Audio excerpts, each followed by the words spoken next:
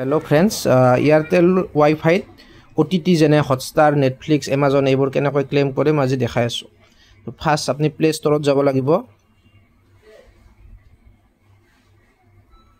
Play ষ্টৰত গৈ Airtel Thanks বুলি এপটো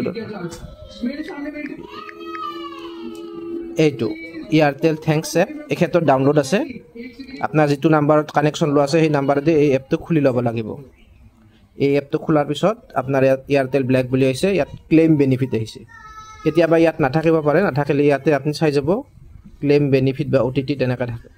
ইয়াত ক্লেম বেনিফিটত টাচ কৰিলে হ'ল। এখেতৰ যেটো প্ল্যান আছে তাত আপোনাৰ Netflix, Amazon সব এইবিলাক আছে। গতিকে ইয়াত গটেকেটা জিকেটাত ক্লেম আছে কেটাত ক্লেম কৰি দিব লাগিব। এটো ক্লেম প্ৰসিড।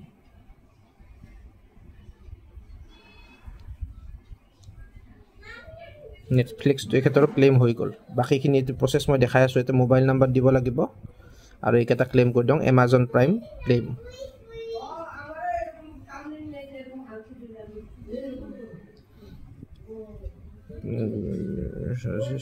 এটো 1 ইয়াৰৰ কাৰণে আছে হা Amazon Prime তো। 1 বছৰ আগে আগে এটো আপনি যদি ইউজ নকৰে বন্ধ কৰি দিলে হল। 1 বছৰ পাছত ৰিনিউ আহে। তেতিয়া কিন্তু পইচা কাটিব পাৰে, গতিকে আগতে মোক জনাই দিব। তাৰ পিছত আপোনাৰ Apple TV আছে, এটো ভাল, এটো চালে চাব প্লাস Hotstar আছে, Hotstar তো ক্লেম কৰি দিছো। বলে হইছে নেগা হইছই আছে। হইছইটো Airtel Extreme এৰ ভিতৰত আছে। এখিনি মই কেনেকৈ ক্লেম কৰে এটো দেখাই দিলো। গতিকে এনেকৈ ক্লেম কৰি আপোনালোকে এটা ক্লেম বেনিফিটত টাচ কৰি জি ক্লেম নাও বুলি আছে সেইকেটাত ক্লিক কৰি দিলে হ'ল।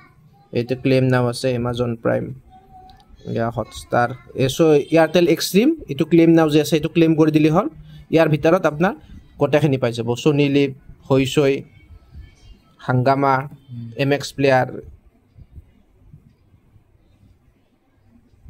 এইবিলাক ক্লেম হৈ আছে।